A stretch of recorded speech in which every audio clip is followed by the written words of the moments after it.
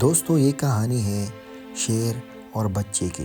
ایک گاؤں کے قریب گھنے جنگل میں ایک طاقتور شیر رہتا تھا۔ وہ جنگل کا بادشاہ تھا اور سبھی جانور اس سے ڈرتے تھے، مگر وہ ناحق کسی کو نقصان نہیں پہنچاتا تھا۔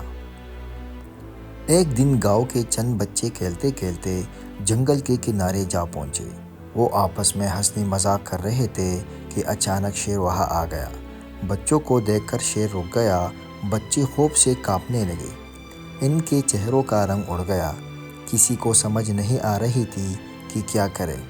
شیر نے غراتے ہوئے کہا، تم یہاں کیوں آئے ہو؟ یہ جنگل میرا ہے۔ بچوں میں سے ایک ہمت کر کے بولا، ہمیں معاف کر دیجیے، ہم نادانی میں یہاں آ گئے۔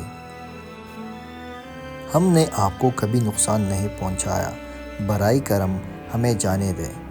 شیر نے غور سے بچوں کو دیکھا، پھر نرم لہجے میں کہا، میں جنگل کا بادشاہ ضرور ہوں، لیکن ظالم نہیں ہوں۔